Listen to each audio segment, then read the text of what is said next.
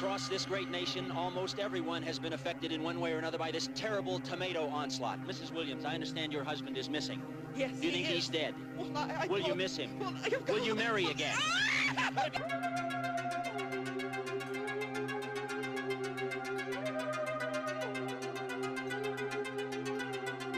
Hello and welcome to the newest episode of the Killer Tomatoes podcast. I'm your host, Mike, joined as always by co-host Matt. Say hello, Matt. Demons. Is that a Sixth Sense reference that you're also making in relation to this film? Sure. Crazy. And sadly, we're not joined by producer Kenny. He is in A spiritual journey. He's on a spiritual journey in San Francisco. Sabbatical. Looking for God's hand. Wow, look at this. References for days. This is crazy. Yep. And so the voice that you just heard is Powers Booth. yet again Powers Booth here is my dad, Alan, joining us for this episode of Under the mail office. Yes. Yes. Matthew, what film are we discussing today? What is my dad doing here? Well, yeah, he's doing, your dad is doing here. His own thing. He's doing his own thing here. We're going to be discussing 2001's Frailty by Bill Paxton. You were going to try to add an adjective to that, but you could not think of a positive I don't one, want could to. you? There's nothing that you could do to touch it. It's perfect. It's as perfect as it is. So, Matthew, tell us a little bit about Frailty.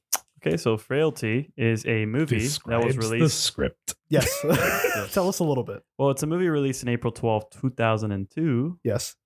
So this is a post 9/11 movie. Thank you for denoting when this welcome. film That's an came out. important distinction, I think. I don't think, you know what?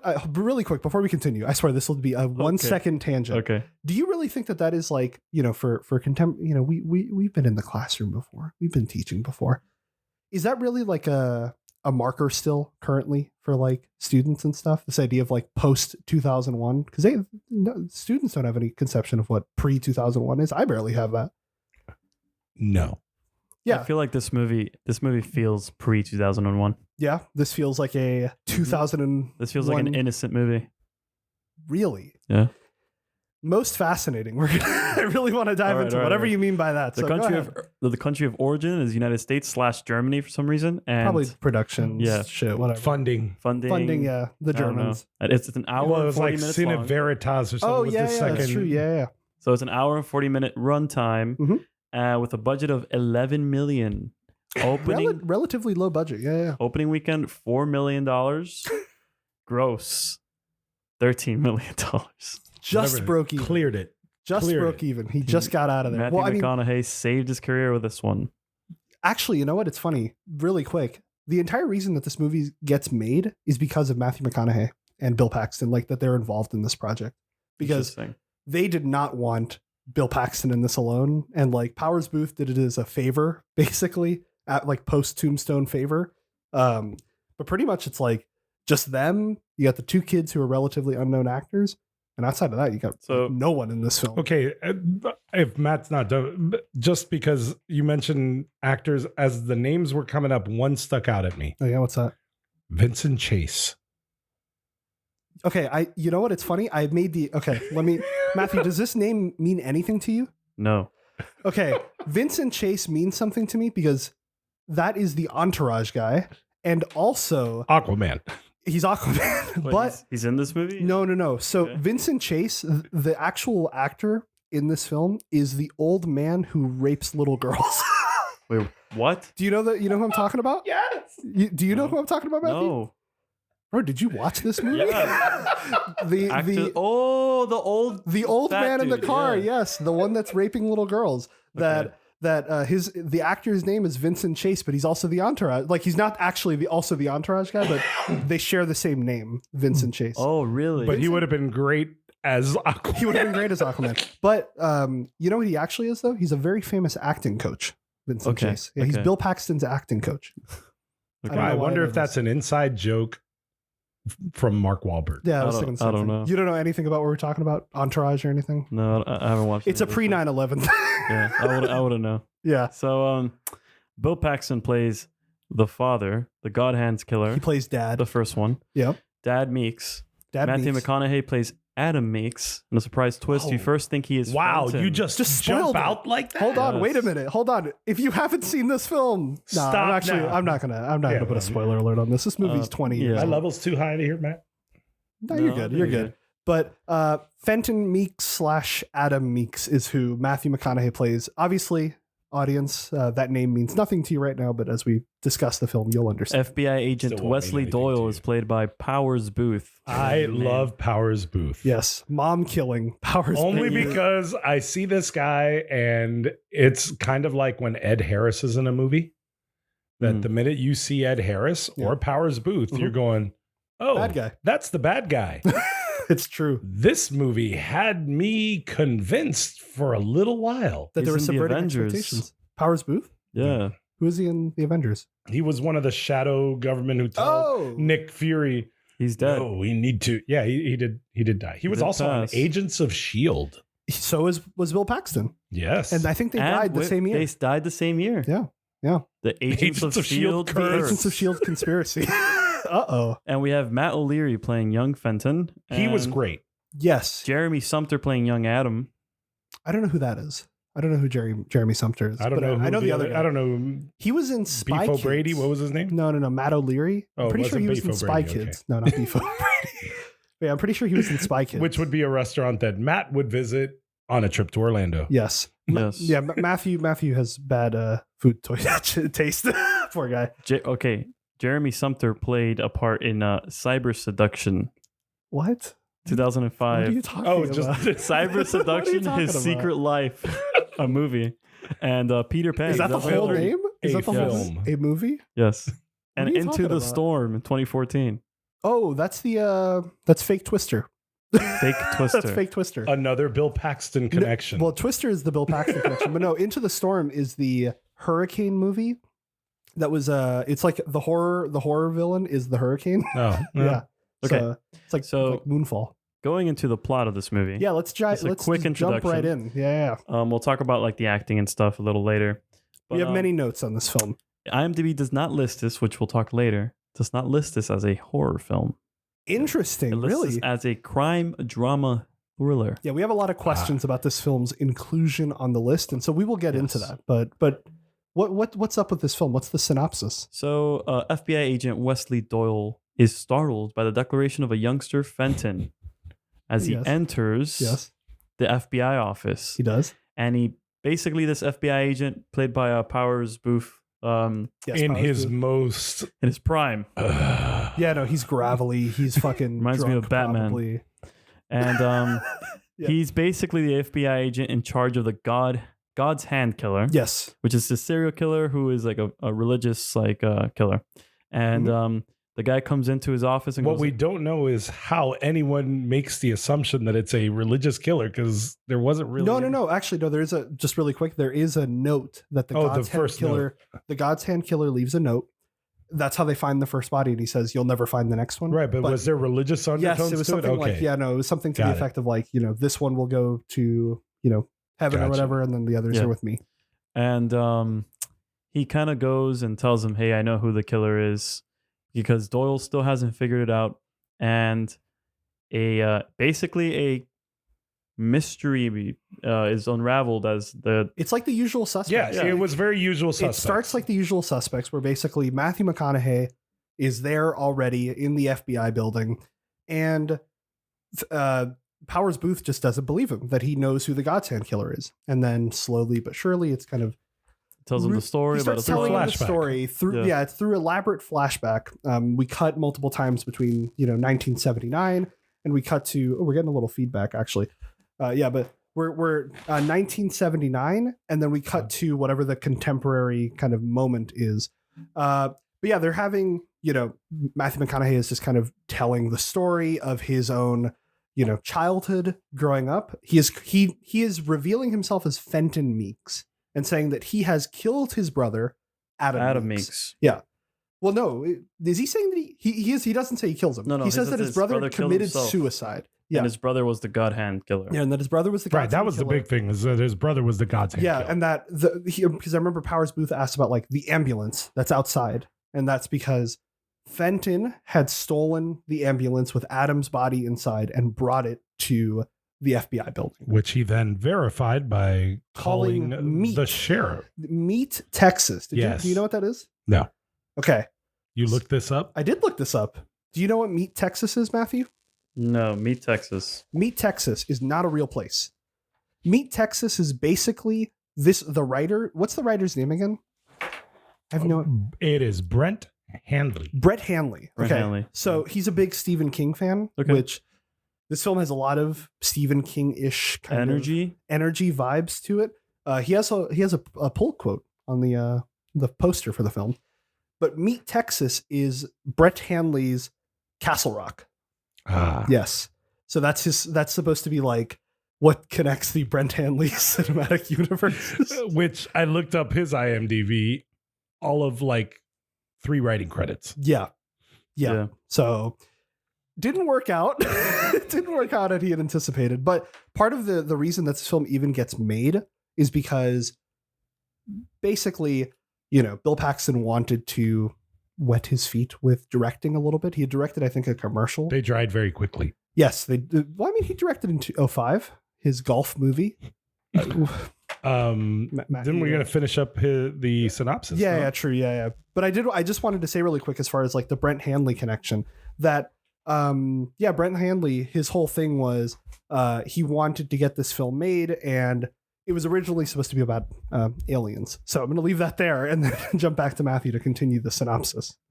So the movie continues with basically Matthew McConaughey telling the story about how he knows who the God Hand Killer is. Yeah, and he tells about his father and stuff. Yeah, and he kind of builds the whole his life as a kid. Like he had a white picket fence like style life. Not really. Would you say that in the beginning? Yes. Well, it was very. He was talking positively. Loving. It was a very loving life in spite of the fact they grew up without a mother. Yeah, because I was going to say white picket fence to me denotes like nuclear family. Right. No, but it was a happy upbringing. Yeah, it was a happy upbringing. We had to cross the rose garden to get into the house because father bought the house cheaper because it was like the house. It was the caretaker's house or something like that. So he literally describes it as a really happy childhood until the vision. Yeah, basically. And he's just living normally. His mom died giving birth to his younger brother, Adam. Yep. And his dad, one night after they were just chilling, eating dinner, they go to bed. And just a normal night, it seemed. Normal night. The dad wakes them both up and tells them, I had a glorious vision. Mm-hmm. An angel came to me and told me that we have to go kill demons, and that we are going to kill demons together, and the angels will give us 3 weapons, and then they'll give us a list of demon names. Yes. And and then Fenton is completely just he's like in shock. He doesn't believe it. He doesn't believe it. Yeah. He's like, oh, you're not right in the head, and you need help, Dad. And Adam, being a younger kid, is just trying to... He totally believes it. He totally believes it, and it's almost like he's trying to please his dad, like you get that sense. And this I almost think we could actually stop right there in terms of synopsis. Okay. Because I feel like that gives the setup, which is, and it gives character relations. Yes. So basically what you have is 3 characters, 2 brothers, their father. Father has a vision, and the way that vision is shot is really interesting, where it's like, you don't get like the car mechanic scene where it's like you see the angel coming down. You see just a trophy. The gift. The JPEG that's coming down from the Sistine Chapel. But no, this one is like you see the trophy and it starts lighting up, and it's, they're probably like just aiming like a flashlight or something at it, and it's like blazing effectively. Mm-hmm. And it begins this interesting pattern in the film of the moment that a kind of religious moment is occurring, we as the audience are not privy to what is happening. So the few moments that break that up are the car mechanic scene and then the end of the film. But like when Dad, because one of Dad's like superpowers or whatever is that he touches people and he sees their sins, their crimes. But we as the audience don't see them.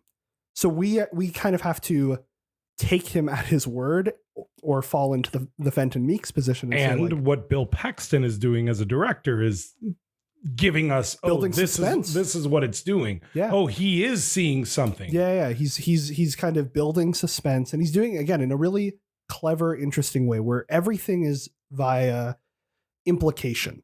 Yeah. You know, you don't get that explicit reveal until the end of the film, but everything is just, you know, you never know if what's actually happening is what's actually happening. And so again, it's also really interesting that this was supposed to be an alien film. Like it was supposed to be aliens that come down and give Dad Meeks his assassination targets. I like that it was an aliens. When did Signs come out? 03 or 04, right? I don't know. I think so. I'm just wondering if maybe this is one of those. I believe this is a pre-Signs film. Is that a marker that you use? Yeah, there's pre and post 9/11 and then pre and post Signs. So the fall of M. Night Shyamalan. Yeah, the fall of M. Night Shyamalan. Actually, I think it's one of his better ones. But right, and then after that, yeah, then it's the ruination.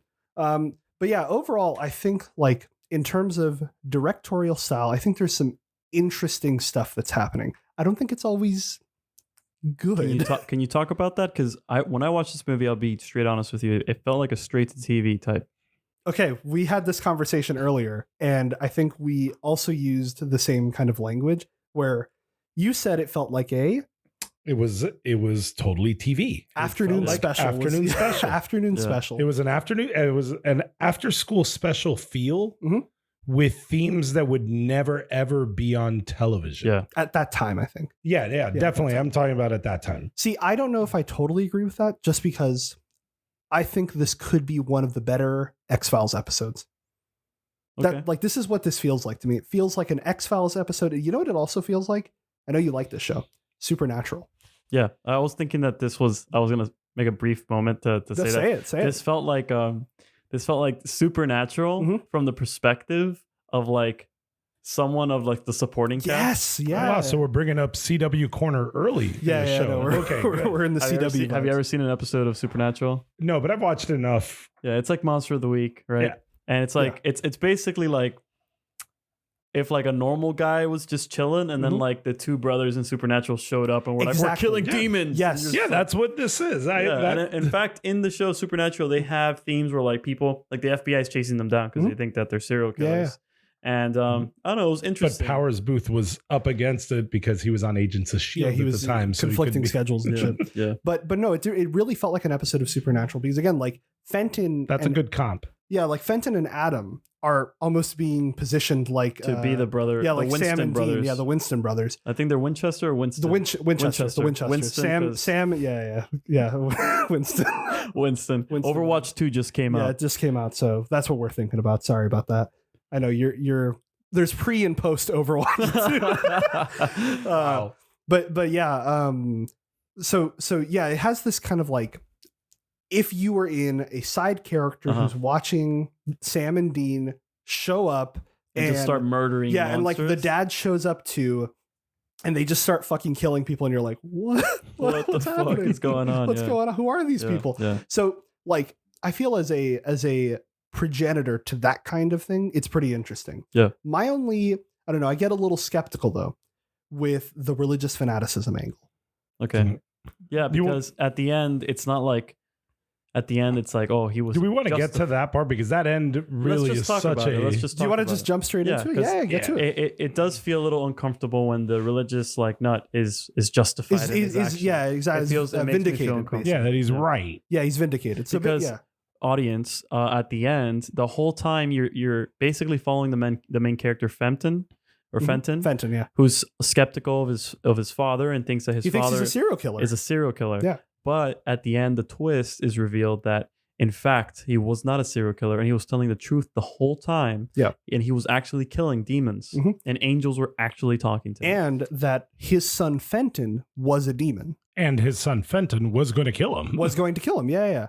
Because he has a premonition at that point. Yeah, he does. The angel tells his dad this and his dad doesn't believe him. He's like, I won't believe this because you're my son. We get an elaborate torture scene. It's crazy. Yeah, and then he basically puts them in like a basement. Yeah, and it's a great scene. And again, I want to kind of dig into that stuff a little bit more. But the brass to finish up the end of that, I think is interesting because he is proven right, but it even becomes an even deeper religious allegory to Abraham couldn't do what Abraham did to kill his son. he couldn't do it, so he left that to me. That was the last words he whispers as his dying words to Adam was, hey, you got to do what I couldn't do, which is kill your brother. Yeah. So it made me uncomfortable. So the way that the film basically progresses, and this is just the end of the film specifically, is that the whole film is framed with Fenton, quote unquote, who is actually Adam, taking Powers Booth to the burial site of all of the God Hands Killers' bodies, because he doesn't think they're demons. Remember, he is telling Powers Booth that he's a serial killer. He's killing people. And he is also Powers Booth is also working at the most lightly employed 3 people major city FBI building. Did you know that the really quick Dallas, by the way? Yeah, no, the writer talks about that. He talks about the fact that it's lightly occupied it was Bill Paxton. That was a frequent critique that came up with the film, was that, oh, there's like 2 people that work at the FBI building. What is this? This is like IBM or something? What are you doing? And it's basically, he was like, no, I want to maintain the mood, the atmosphere at the expense of realism. I want to keep this kind of heightened atmosphere of low lighting. Got it. Not many people are around, that kind of stuff. All right. So that's the main reason. But basically, so forget the actual society we live in. Well, yeah, I mean, which is okay. It's pre 9/11, right? It's even pre-signs. It is pre-signs, true. So the world was different. The world was different pre 9/11. I've heard, but basically, they are driving throughout the film to the spots of these bodies. They finally get there, and the big twist is that Fenton is actually Adam. That Adam killed his brother, who was a demon. Actually, a demon. Yeah. And that Powers Booth is a demon, and that he is here to take his name off of his list, because it was his brother on the list and Powers Booth on the list. So we're actually was all an elaborate scheme by Adam to kill Powers Booth. And so that's why this was actually just not even a pivotal moment in Adam's story. It really was just an episodic installment. One of his monster of the week. It was one of his monster of the weeks, which is like, again, to bring it back to that supernatural connection, like, this is just an elaborate episode of a television show, basically. And so I don't know. I think those connections are pretty cool. But wasn't there a subplot there where Fenton, the real Fenton, was killing people too? In order to draw out his brother? Yes, he was actually doing... Because Fenton was a demon, so he ended up killing people, actually. Yes, he was like, a serial killer. He was an actual... Right, but he was doing it to draw out his brother, is the way it made it seem. But for what end? Because remember, that was at the beginning where he's drawing out and where he's talking to Powers Booth, who is sharing details of a case. Yeah. Well, very liberally. Very liberally. And he draws them out, and it's like, and it just seemed at the end, and I don't remember it now, but it just seemed like they were in this conversation of, yes, my brother killed this one to draw me out, basically so that he could, because otherwise, why wouldn't he have killed him so many years earlier? Yeah, I don't. So I think that there was a thread there that I would have to look back. Does this make sense to you, Matthew? Because I don't totally remember this. I think Adam said that he wanted to wait for Fenton's name to come out on the list. Because the angel gives him lists. Yes, yeah, he gives him lists and names and shit. But remember, Fenton did have all that shit on the wall. Yes, he did. Yeah. No, that's why he was a serial killer. Right. Fenton was. Yeah. Not Matthew McConaughey. That's why who plays adult at Fenton, but it doesn't really matter. So yeah, maybe that's what it was. It was, he was doing enough to get the attention to get on God's list. Mm-hmm. And so there's some interesting stuff with well, again, I'll get back to the ending there, but there's some interesting stuff with subjective and objective framing, where it's you get the initial story and it's Fenton killing himself, and then you get the Adam's side of the story, which is him shooting him in the back of the head. So again, there's some interesting stuff happening there with unstable narration and stuff. That's pretty cool. Terrible police work. But basically you get Adam taking Powers Booth there, and then Adam gets out of his bindings of the what is the cuffs that he's in, touches Powers Booth, and it is revealed. What did Powers Booth do, Killed his mother. Which, by the way, when we first meet Matthew McConaughey, He's looking at a photo of his mother, which of Powers Booth mother. that was the first time I was like, wait a minute. Yeah. You got a guy who's coming in and you're putting him in the special agent in charge's office to just sit there? Mm-hmm. Yeah. And not just that. But he finds him holding his mother's this picture of it's a photograph of Powers Booth and his mother. Young, bright-faced 55-year-old Powers Booth and graduating from the academy. It's so weird that it's not like his wife and kids. It's a photo of him and his mom, who is like 80. Yeah, 80 years old or whatever the fuck. So originally, do you know what that plot was supposed to be originally, no. Matthew? It's supposed to be his daughter. It was supposed to be Powers Booth had killed his daughter. It was considered to be too graphic. My God. And so they changed it to his mom. Okay. And it's so weird. But Vincent Chase can go and fuck the little girl. Fucking just, yeah, like where, like, and you get those like weird shots of him like moving the child. It's very creepy and very weird. Anyway, so, getting back. It's revealed. So as the movie progresses, you are really just being like, you're being baited into this plot that that the father is actually a serial killer. Because remember, you're falling through the lens of Fenton, the skeptic kid, right? And he's trying to run away with Adam. He's trying to, oh, he needs help. Our father needs help. And then you see kind of like, as you see these kills, you see the father, you're basically seeing the father, oh, he's like literally murdering people. Yes. He's like capturing, kidnapping, and murdering people in his shed, in his dungeon. Yeah. Which, by the way, was really well done. I was captivated by the kid's story. Yeah, I was too. Yeah. You know, and the cutbacks to the McConaughey voiceovers were great. Yeah, really good. Yeah, they were awesome. Yeah, it was gripping, and also honestly, like it was like you felt uncomfortable, you know, like it was not graphic. It wasn't graphic at all. Like they didn't really show blood. Bill Paxton did not want this to be and I was thankful graphic for that. Violence. Yeah, because basically Bill Paxton he tells a story that basically to get this film, for him to get the directorial credit, they asked him, what are you gonna bring that's unique to the craft? Like, why don't we just hire a seasoned director for this? And so his argument was, I want to make this akin to 50s, 60s, 70s era horror films, where it's all... He said that. Implied. Horror films. Horror films. Where it's all implied horror. Everything is implied. I could see that. Where you don't see anything, but the horror is Which makes it feel like television. Now. I don't know if I don't know if I totally agree with that. I think to me, growing up, that's what horror television was. It was all implied. While Hollywood had embraced the slasher. Yeah, had embraced the gore and everything. Yeah, when things were on TV, remember, in the 80s, there was still very strict codes. Yeah. So no, I don't know. I would say that's why I think it felt like TV to me. I don't know, because I'm also just thinking of like those 50s and 60s and 70s era horror films where it's like, you know, if you watch a Hitchcock film, a lot of it is pretty much implied. Yeah. You know, but also if you watch the Hitchcock Hour or whatever, it's also, you know. Right. And that was a lot of what TV was. Yeah, no, absolutely. But yeah, a lot of this is just based implication where it's like even, and again, the murders are not implied because you don't see an axe hitting, but you see, you know, axe swinging back. Then you see, you feel bad for Fenton. You do. You totally feel bad. There's also time where he runs away. Because the camera will hold on the kids. Yeah. While like I like that choice where the dad goes to commit the murder. But the camera holds on the kids. And, you know, I thought that was actually quite powerful because at this point, I really never liked Adam, but I really cared for Fenton. Yeah. No, I agree. And you just see the horror in their faces as their dad literally like axe, because the weapon that they use is an axe called Otis.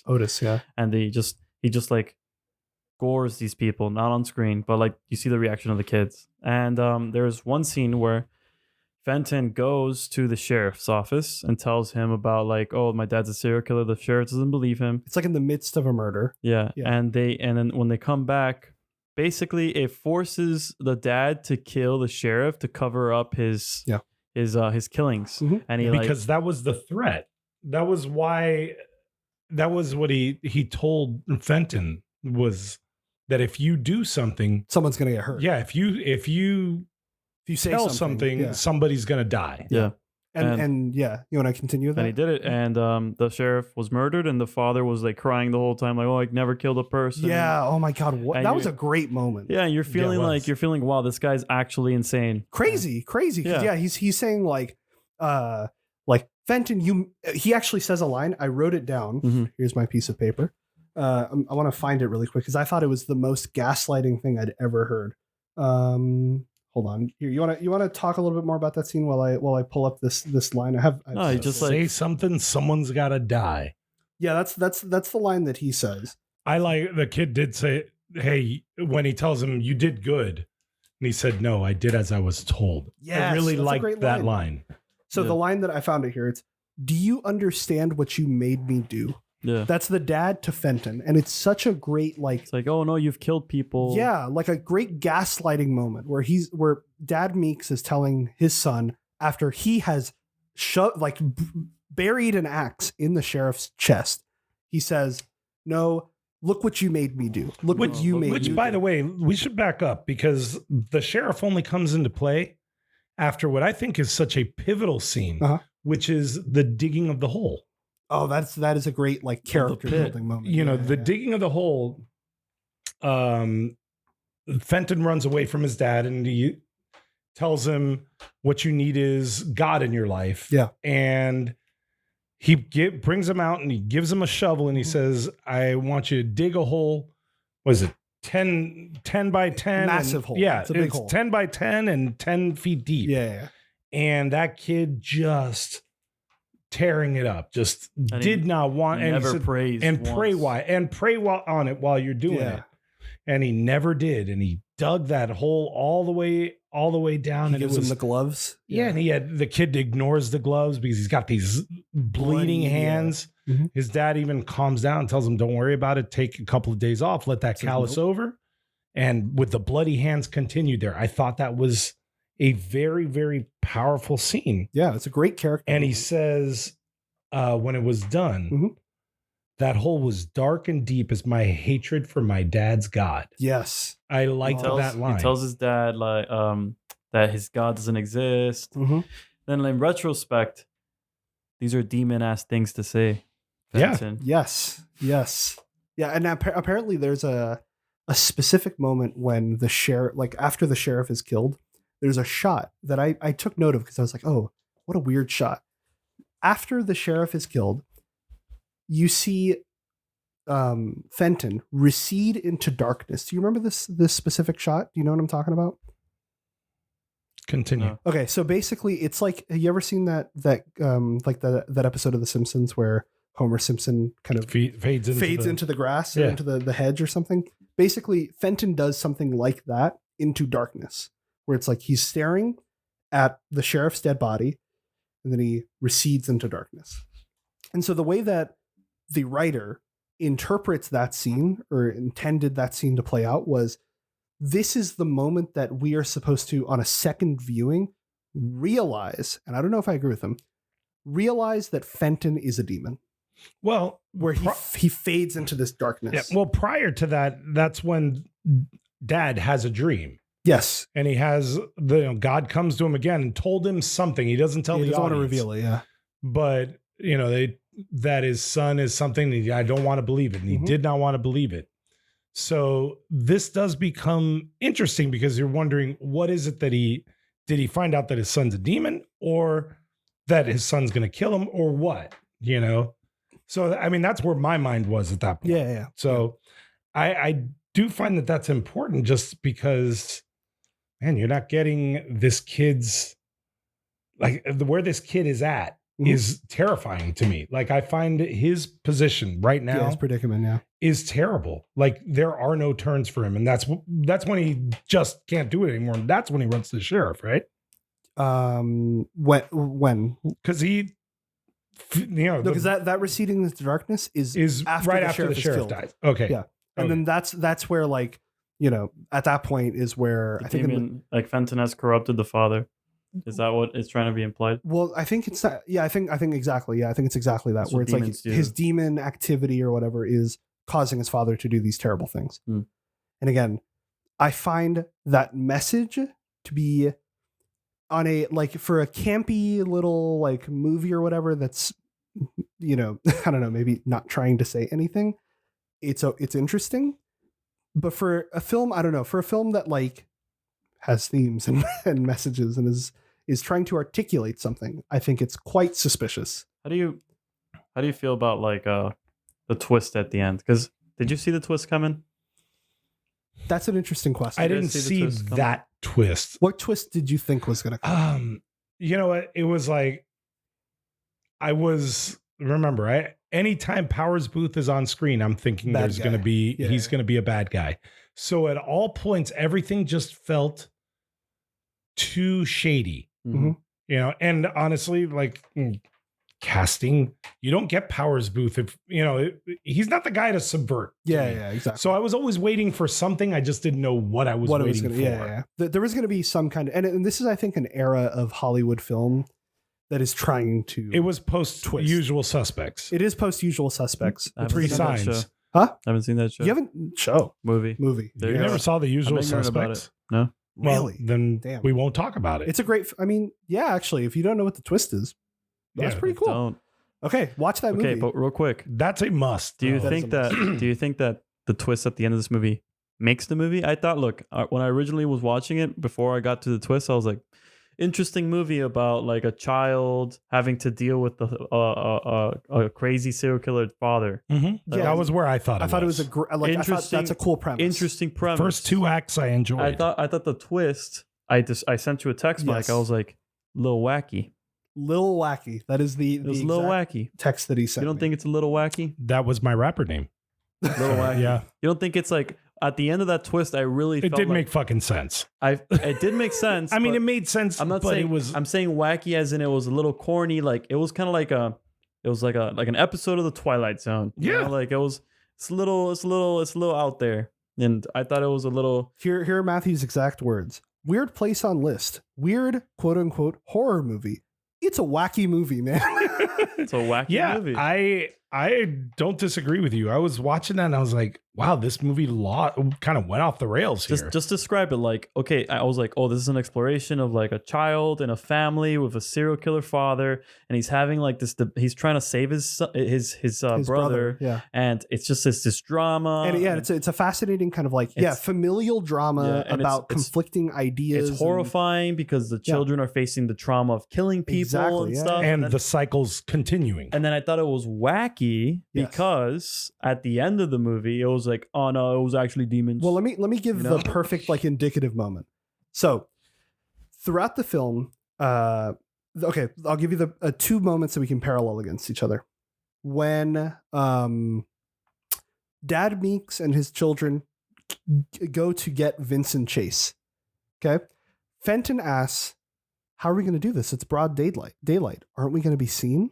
And Dad says something to the effect of, no, God will protect us. God will shield us from God will watchful blind them. eyes. Will God will blind them. Yes. Says something like that.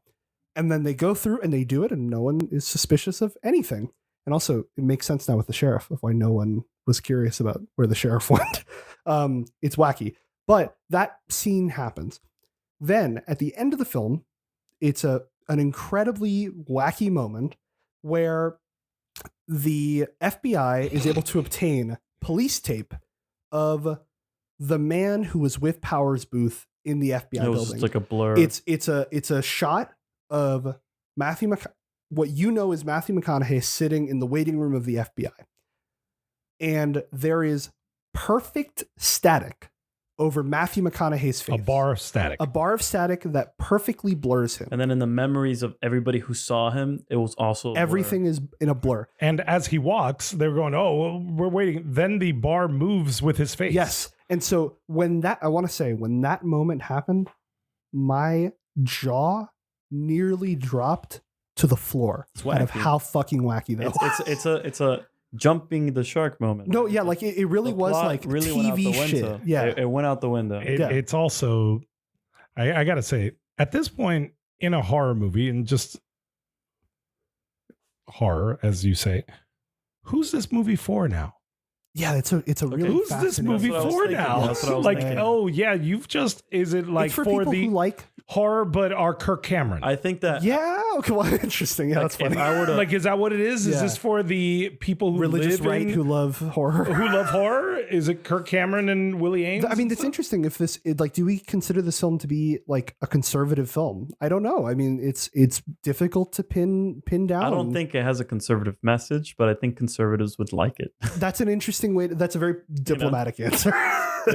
Like Yeah. it's Really? I don't think it's saying anything conservative. Other than, No, like in you terms of get to kill religious- people and God will protect you. I think that they would absolutely love that. No, but I mean, again, but it's a very interesting like political religious framing, and yet the film is definitely articulating these people, the Meekses, especially specifically Adam and Dad Meeks, are correct, are doing something dutiful, ethical, and morally correct. Mm-hmm. And that, again, it's a really interesting twist in a Twilight Zone episode. Very dicey I don't know. Because in the end, it's the moral of the story is have faith. And God exists. Yeah, and God could use you to upset and destroy people. And so I will say, again, Bill Paxton said that like this is supposed to be an Old Testament God. Mm-hmm. This is like, and he also says something interesting. A red state God. When you read these two things that Bill Like Paxton says, Joe Bob says like a Texas God. Well, it was Yes. a Texas God. It's not a Texas God, not a Colorado God. No, a because Texas God. Texas but God, Brett Handley is from Texas, and so is Bill Paxton. Yeah, and so and so is Matthew McConaughey. and yes, and so part of the Powers Booth is from which level of hell? I'm not sure because the fourth or fifth pretty level. sure. Yeah.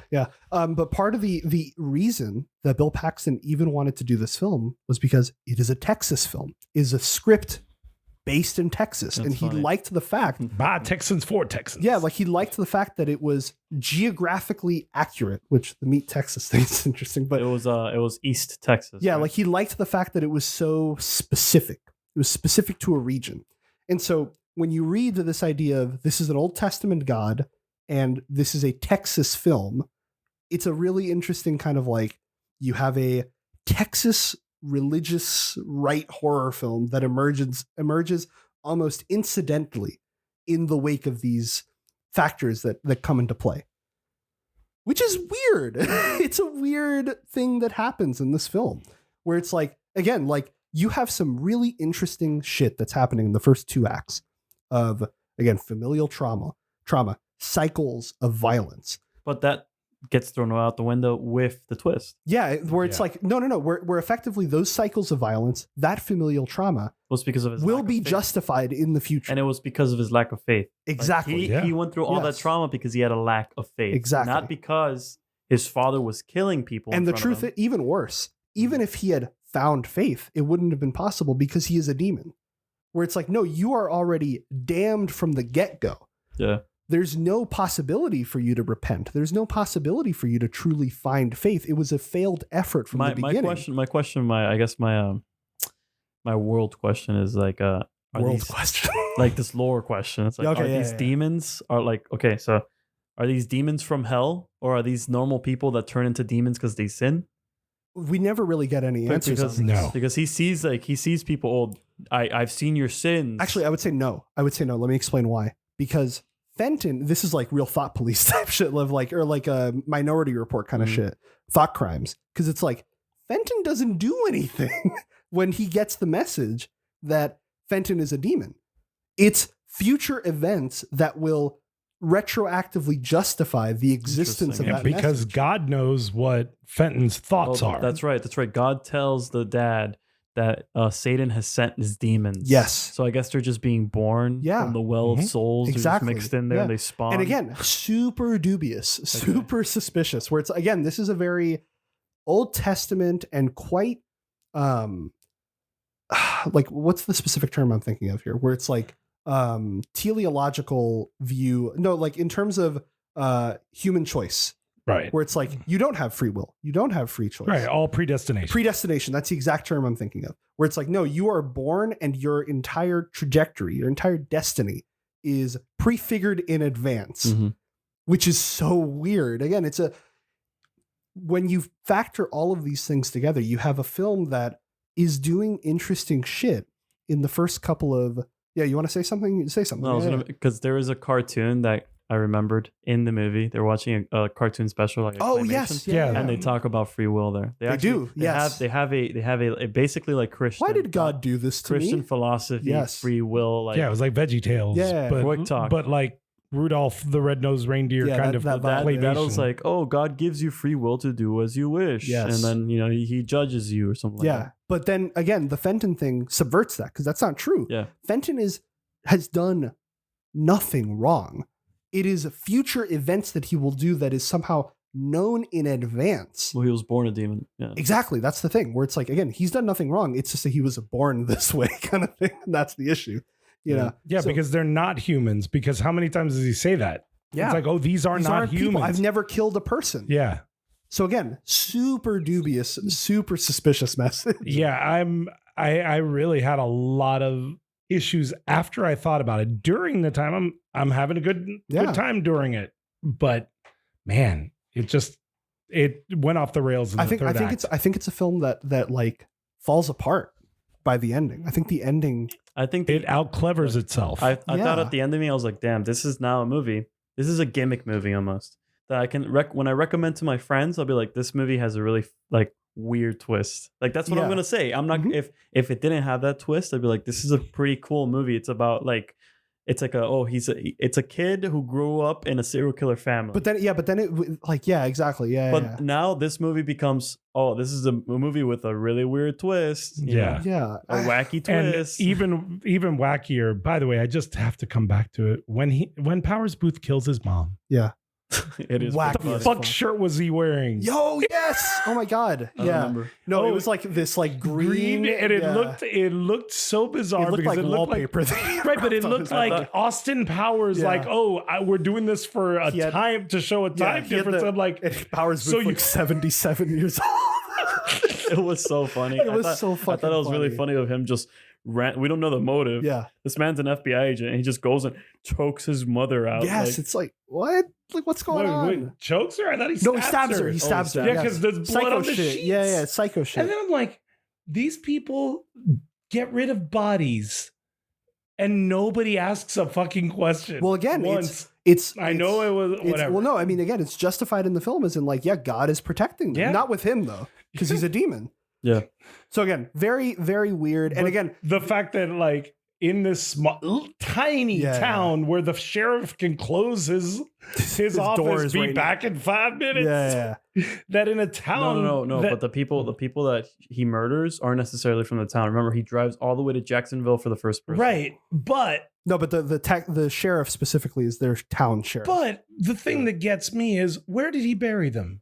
In the Rose Garden. In the Rose Garden. Yeah. In the Rose Garden. Yeah. Was that his Rose Garden? Yeah, that was his Rose Garden. No, it's a public thing. It's a public Rose Garden. It's like if you were to kill somebody and bury them at Fairchild. Yeah, like some other like exactly like a public lot. Like it's public park. It's a small sleepy town. Well, again, that's crazy. God is protecting them. God is protecting them. Exactly. Yeah, it's super.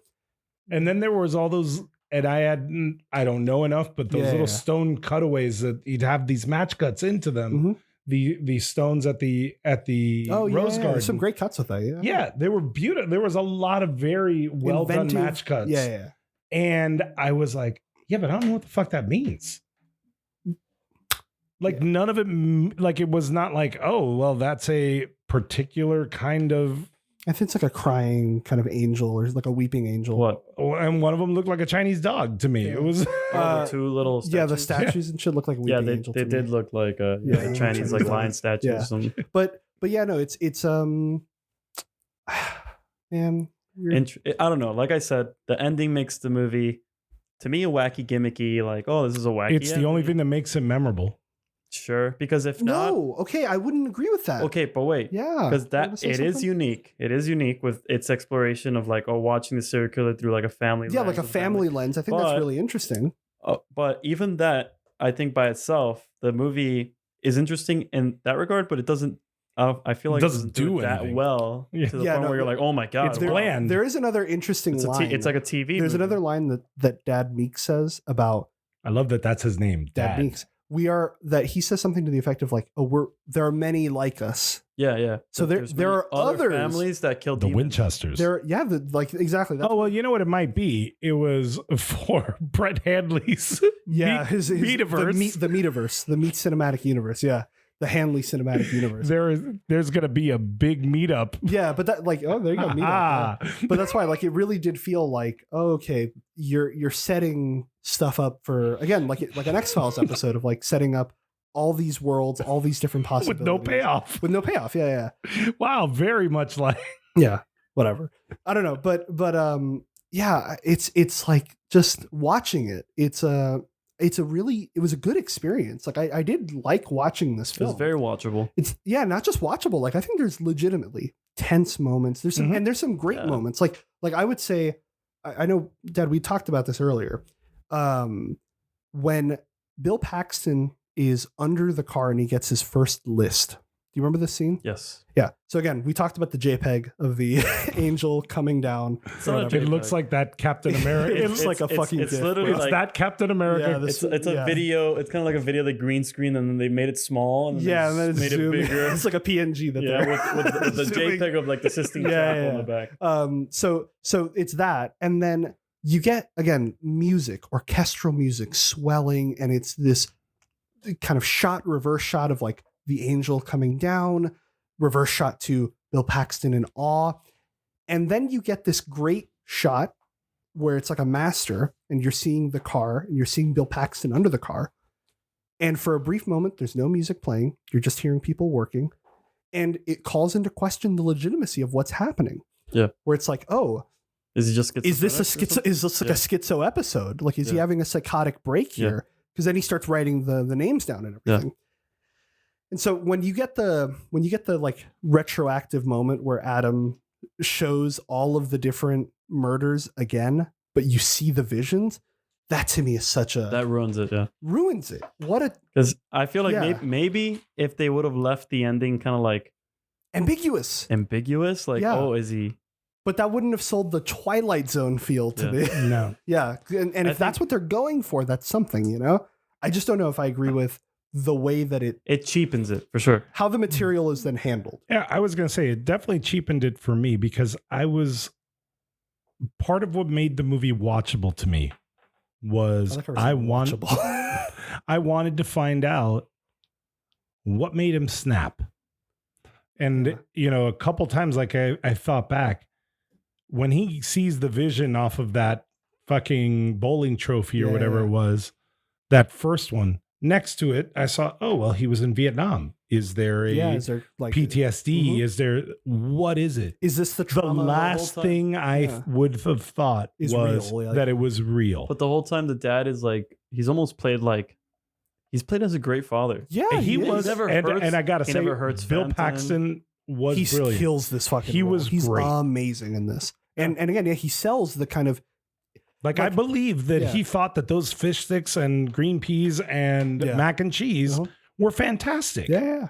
But he really sells the innocent man in a caught in a hopeless situation in relation to his duty, where it's he's been given this horrific duty that he has to shoulder the burden of. Mm-hmm.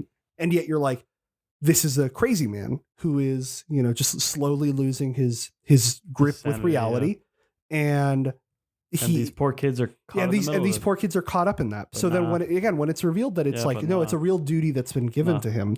Again, I think that cheapens the tragedy of his character. Because part of the reason that Brent Handley talks about why this twist works for him is that, whatever. But part of the reason that he thinks it works for him is that it sells the tragic component. No, that he really was this tragic figure who was doing everything correctly, but was misunderstood.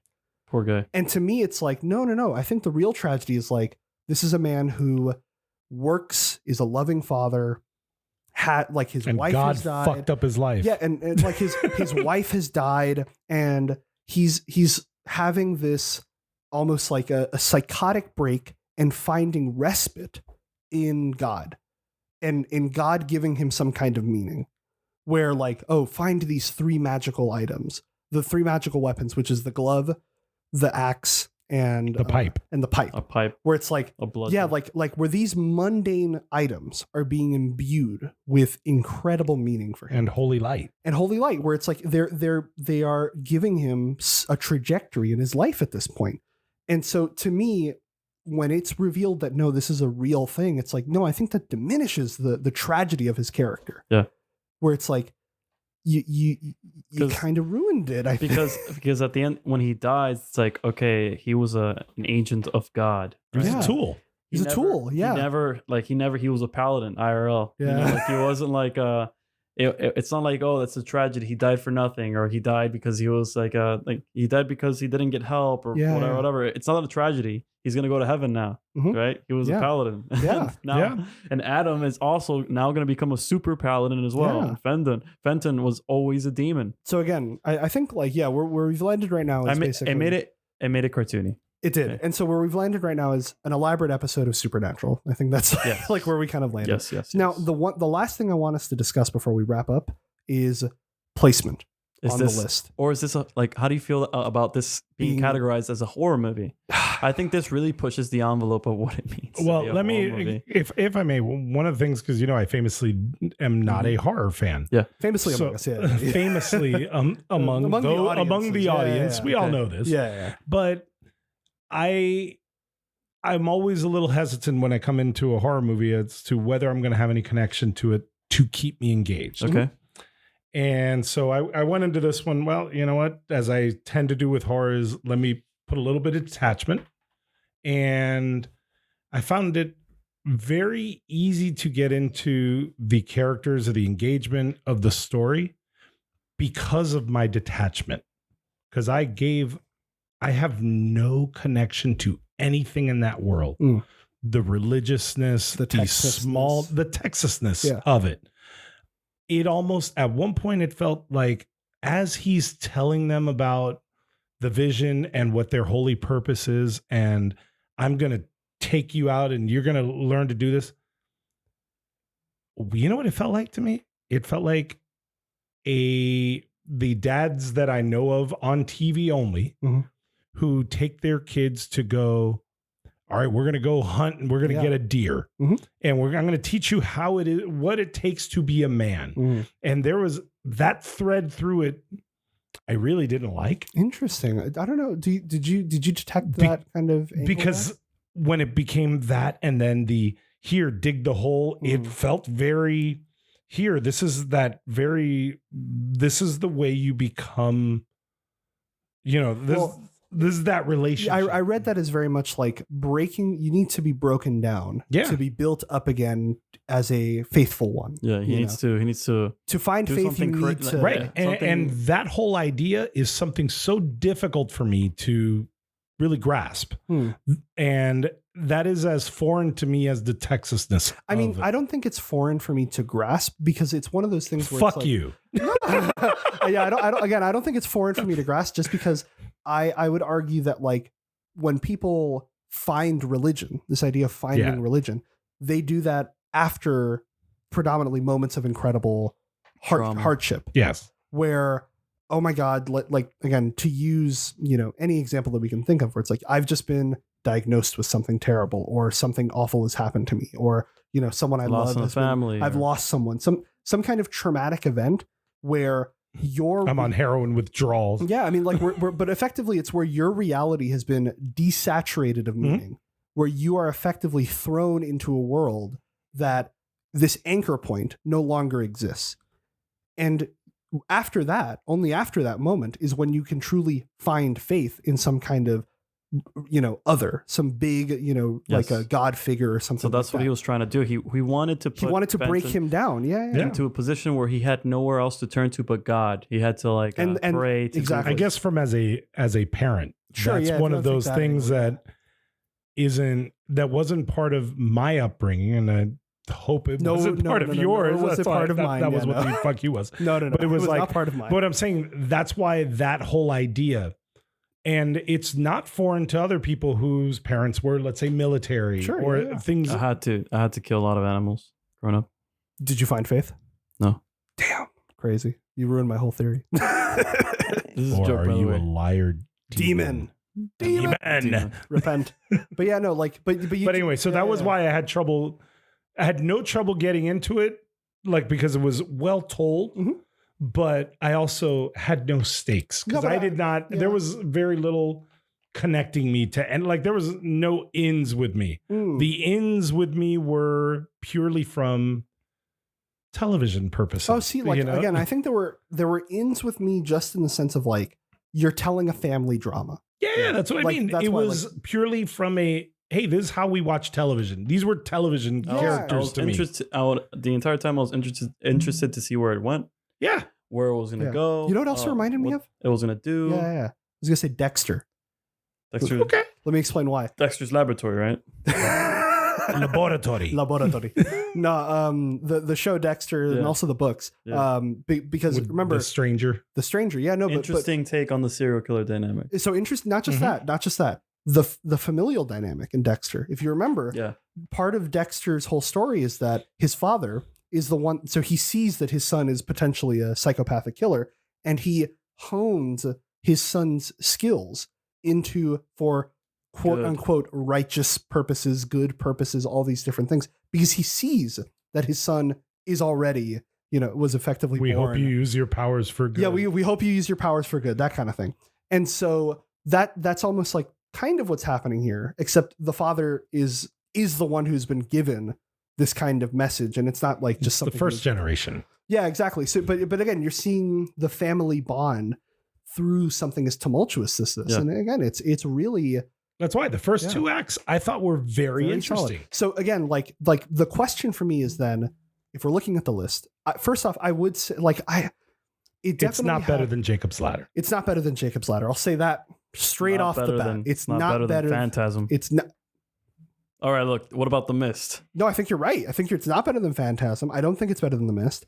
I think that this has... Okay, it's not a better horror movie than Phantasm. I'm sorry, okay? You know what I mean? It's not a better horror than movie because look, here's the critic consensus on IMDb. I mean, on to Rotten Tomatoes.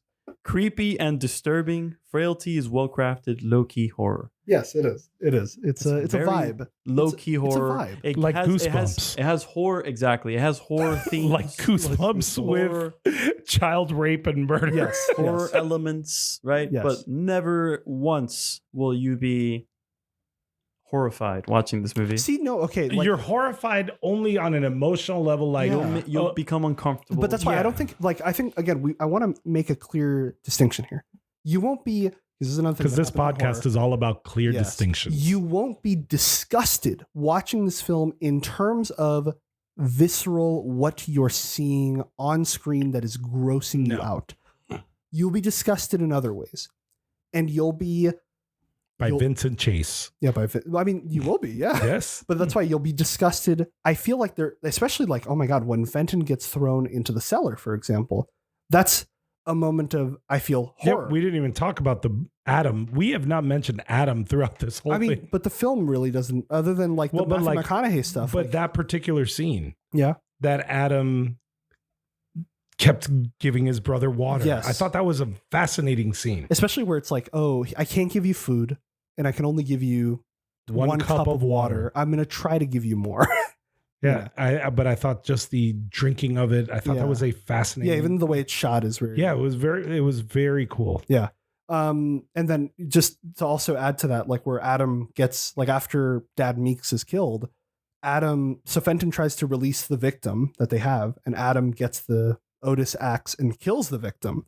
And so that's where you get this final. And that's a pretty scary scene. It's a scary scene. Like, oh my God, Adam's a serial killer. Yeah, Adam's the cure. And then you get this final kind of. Which he always felt it. Yeah, he did. But you get this final division between the two brothers where it's like, no, there's really going to be no reconciling these. And we have not talked about the final twist at the end. Which one? That he's the sheriff. Oh yeah, that's true. Yeah, which has one of those great dolly zooms. Yeah, where when one of the FBI agents realizes, like or I thought the movie was going to end. Yeah, with that, and then you get this whole almost a stinger of him leaving. You're a good man. Finding out about this guy, that Powers Booth is dead. Yeah, Wesley Doyle. Yeah, that Doyle is dead, and then the investigation that continues, and that's how we find out the supernatural TV show aspect of it, oh, this was just one case. Tune in next time. Yeah. That Follow Sheriff Adam. when the FBI agent goes to the town, ties everything together, they bust in and they find Fenton's body. Yeah.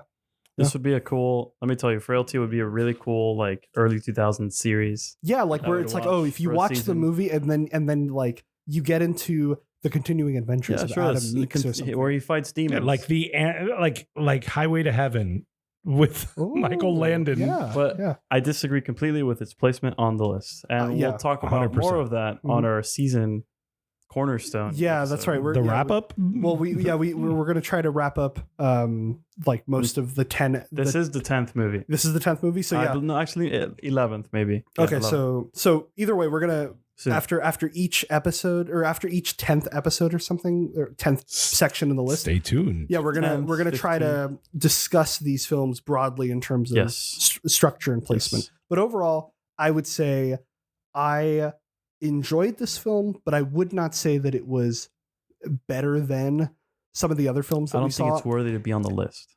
I agree with you. And I agree with you too. Would you recommend this movie to somebody who just, hey, looking for a good thriller? yeah, if you want to watch a good all right, little well, thriller. let's put it this way. It's almost like you can create a scale. Yeah. Would you recommend this movie to Matt? No. Would you recommend this movie to your mom? Yes. Yes. That's almost Definitely, the yeah. perfect scale. Absolutely. Where it's like, yeah, I Yes. wouldn't recommend this movie to Matthew. I would say like, oh, Matthew will like, again, he's never seen The Usual Suspects, which is like the better version of this movie. One of the best versions of this. And so that's why like, oh, okay, I wouldn't recommend this. But if you're looking for something that it's like, it's got a little twist to it. It's got like some good little interesting. stuff in it. It's It's unique. interesting. It's like a Lifetime horror movie. Yeah. That's a good way of putting it, actually. Yeah, That's it's like a Lifetime horror movie. Basically, like if A little better. Yeah. if Hallmark, Hallmark horror. Yeah. Okay. I agree with that. But yeah, you know, like, in the sense of the way it was shot, Mhm. where $11 million went, I have no idea.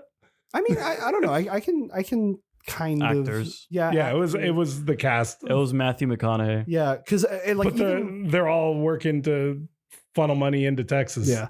But I even think like it was a scam. in narrative structure, it's also just very episodic. Yeah. Where it's like you get a lot of like fade out, come into a new scene. He used this- all kinds of all the old all the tricks in the tricks. books. And yeah, it felt very much like, okay, yeah, we're moving in a way that is very not film like. It felt not film like. Like this is the best way. I to put agree. it. And so I think with that, You want to talk about favorite frights? favorite fright. Okay, yeah, let's hit that really quick. Favorite fright. We'll let you start. Favorite scene? Favorite scene. You know what? Favorite scene, I really, really liked young Fenton Mhm. and his hole digging scene. Yes. Okay. Agreed. Okay, I really Mhm. enjoyed the connection between him and his brother in that scene. That's gonna but be mine. Yeah. You like how the monologue? much we get from him. Mhm. Agreed. So I really enjoyed It's a great that. moment, and it's a great Yeah. like teachable like teaching character relationships kind of And moment. Bill Paxton was great because you'd see him be this unrealistic, like, what is going on with you, hard ass? And then Sympathetic. sympathetic when the kid's eating and can't even hold a fork in his Yeah, and hand. he throws the gloves at him in the pit and stuff like Yeah, that. but before that, there's a kindness. Oh, he gives him the pills. Yeah, there's a kindness to him that he's like, here, Yeah. you know, I understand. And and he was like, I'm proud of you Yeah. for doing that. You know, like I was fascinated by that particular Mhm. performance. And that was what actually I really liked about Bill Paxton in this. Yeah. He's So- navigating the That contradictions line. of this character in a great way. And really, you find out it's the contradictions of Fenton. Yes. So that's your favorite scene too? So my favorite scene, I think it would be, it's that scene, and I think it's also when Fenton is dragged into the basement. Okay. And you have this, again, it's like really just heartbreaking. That whole scene is so, the movie took a turn there that I wasn't anticipating. And it was really difficult to watch him just kind of like, especially when it's like, oh, I'm trying to reach out to Fenton. He's not talking. And he's just kind of collapsed under there. And then he says something that it's like, I've seen him. I've spoken to God, you know, and you get that reveal of like, no, I have spoken to him. And it's it's just I didn't know where the movie was going to go at that point. The funny thing is I have spoken to him now thinking about that is it was just his head against a black screen. Yeah. So it was like, there was no connection. There was no connection. Yeah. It was like, you realized that you were in a void. Yeah. And also it's interesting that like you get that shot of him that Hanley points out where he recedes into darkness. And then the whole basement is soaked in that darkness once he is fully permeated there. That's his presence. So those would be my two scenes. Matt? I like the scene where he kills like the I like father. what he killed. And when Adam runs to the screen with the axe, that one's that was a good fright. Yeah, that's a great moment. Yeah, it really was. I was shocked. I really did like that, like where Fenton gets the courage to kill his father. I thought that was very cool. Yeah. And then like I was really surprised by Adam's just like ferocity. Like he runs with yeah, he was like he wanted to kill the guy. Yeah. He's like, no, and then he kills the guy. Rough. That was crazy. Scene, yeah. So which when he whispers to him, at first it was like, oh, what does he tell him about his brother? And then it was like, oh, did he just tell him, make sure to kill that guy? Make sure to kill that demon. You know, that was it a protective angle of like, no, because he really believes that that's a demon. Like, make sure that he doesn't let that one go. Yeah. Because he could hurt you. Yeah. Was it that? Or does he tell him about his brother? Or does he do both? That's why it's a great, like, ambiguous moment. And like, hey, really, your brother's a demon. You need to continue this quest. Yeah. And it's like, and also, like, you know, make sure you don't forget about this one. Like, make sure that you get this one. And that was his prime directive. I thought that was very cool. Yeah. So some great moments. Yeah. So just thumbs up. Would you give this film a recommendation? You saying yes to this? Depends on the audience. Depends on who. Hard.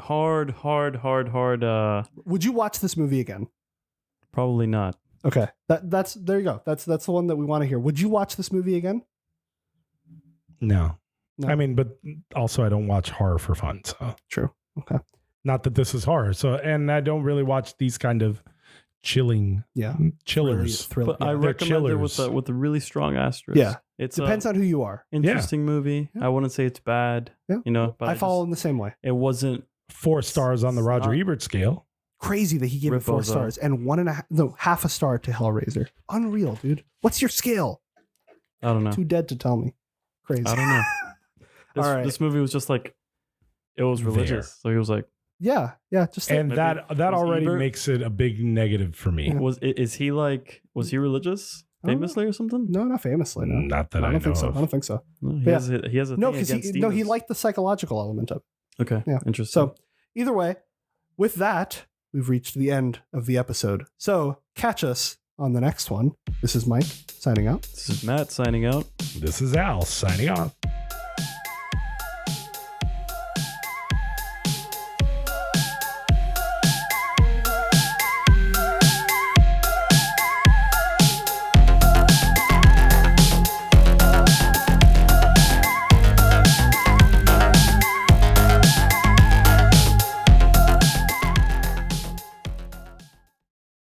Sometimes truth defies reason, Agent Dole.